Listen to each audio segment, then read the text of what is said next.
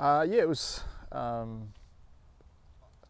tightened up on Friday last week, just trying to get back for the and yeah, my first few balls just didn't get any better. So obviously, a lot of important cricket coming up. It was best to actually get to the bottom of what it really is, and I was glad I got the MRI yesterday, and we can, plan accordingly. I guess were you just getting over that hammy issue as well? Did that make it more frustrating? The hammy's been good for a couple of weeks, but you obviously want to. It's a good time to recondition and strengthen everything else up, leading into a big 5 or 6 weeks. But no, it's part and parcel of it, I guess being a professional cricketer, and it's nice that it's happened now and not in 3 or 4 weeks' time. Are you pretty confident that the body will be right? Yeah, I'm pretty happy with where it is. As I said, I think the timing's been really good leading into that. And, yeah, I think we'll jump on the plane in less than a couple of weeks. So no, I'm pretty happy with where I am at. Would like to be injury free, obviously, but timing-wise, it's not too bad. What does that mean in terms of neck time before jumping on the plane? Are you hoping to get some time in there next week? Yeah, this week's probably out of it. Just try and get off your feet as much as possible, and but you don't want to push it too much. You still got some good training and things in England if it's not right next week, but I'm pretty confident it will be. How much, I guess, has this series played on your mind, especially World Test Championship? Imagine if there's one game you want to be healthy for, it's that. Yeah, I think an England tour in general was pretty exciting to be part of. Game at Lords, our first time overseas for a while. It's been a bit strange. We used to be able to fly in planes whenever we wanted to. But no, England tour was always enjoyable, and obviously that carried at the end. It's a little bit strange to making a World Cup final in 15 and 19. You play 3 or 4 days later. We've known for a while that we're playing in this game, and I'm sure once it gets a bit closer to the time, the excitement levels will go up a little bit more. Obviously 2 World Cup finals for you. Now this, I mean, what extra things come with these sort of games? I think you just got to enjoy the moment and take it for what it is. I think it's a neutral venue again in a Test match. No one's ever played in the World Cup final before.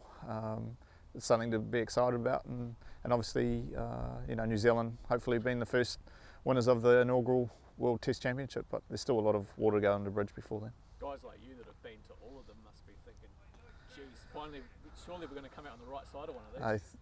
Things, third time lucky, isn't that what they say?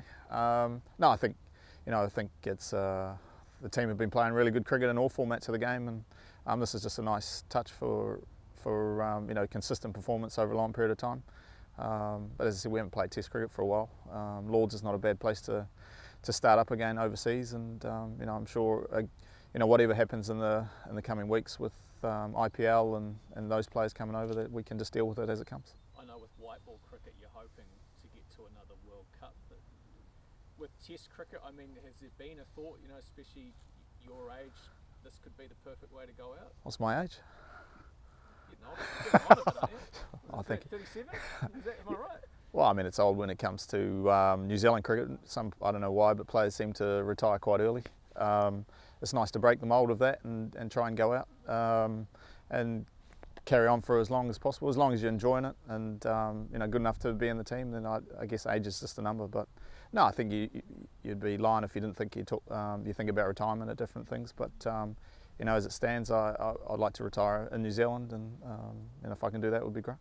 You mentioned just the tightening of the calf on Friday. What did the scan say? Is there a partial tear, or just what's the detail? I don't know the exact details. It's just come through now, but no, they're pretty happy with. It's a very minor strain. You feel Grade 1 comfortable? strain. Grade 1, yeah. So you feel reasonably comfortable? Yeah, I got a bit of acupuncture yesterday, which was actually probably made it sorer than it was before. But no, I feel comfortable. IPL, a few developments there overnight with a few COVID cases sort of creeping in there. What's your sort of feeling on it? Should they be carrying on at this point? Yeah, I mean, first and foremost, you got to feel for the people of India. You see all the footage on TV and whatnot, and things have escalated very quickly. I've been there many a time before, and they're lovely people and love their cricket, but this cricket's there's a sideshow. Hopefully they can get on top of this coronavirus ASAP and get back to living a normal life. But no, it's just pretty disappointing to be watching, and hopefully wish them all the best. The cricket bubble was really tight, and now that it's kind of been breached a wee bit, how, in the same circumstances, how would you feel, you know, as with the family and so on, being and sort of exposed in that environment? Yeah, I mean, it's hard to know until you're over there. But no, I guess New Zealand Cricket and the Players Association are in regular contact with the players over there. You know, I'm sure, you know, they're all in slightly different boats in terms of where they fit in and how they feel. But you know, I'm sure, you know, whatever happens over the coming days and weeks, you know, the right decision will be made. You had a vaccine or lined up? Yeah, I got my last one on Friday. It was a little bit, I didn't actually feel it go in, but it was a little bit sore. The lady said it'll be a bit sore, but no, it was nice to have got it. Have you spoken to any of the players that are over in India, Ross? Yeah, through WhatsApp, and all the players are in, you know, obviously no players slightly different, coaching staff as well are over there. Yeah, I mean, they're all in different bubbles, and each team's slightly different, but yeah, I can imagine it'll be quite nerve-wracking being in that situation. I mean, it's in stark contrast to where we are here. Are there any nerves for even you guys heading overseas? I mean, it's probably quite foreign to you guys, having to probably wear a mask, all those things again. Like, we've got so much freedom here. Yeah, I think I guess you still got to travel in New Zealand with, you know, on public transport with a mask, and it's an evolving beast. It changes all the time, and in the UK it could change while we're over there. So you don't want to think about it too much. It is what it is, and you just deal what's in front of you. But yeah, we're pretty comfortable that you know, the players are getting looked after overseas as much as possible, and New Zealand Cricket and the Players Association have our best interest at heart, and you know, over the coming weeks and months. Just last one, Ross, what's it like for you to be back here preparing for this tour when you started your days here in the academy as a 19-year-old? Yeah, it's a few years ago now. Yeah, the pads haven't changed too much. They haven't dated, so whoever the architect's done a pretty good job, I think. But no, it's not nice to get out on grass at this time of year and you know, and face a Duke ball, even if it was only 6 balls. One more from Ashley. You touched on it before, but are you going to go to the game on the weekend? I hear we've got a Chiefs fan on our hands.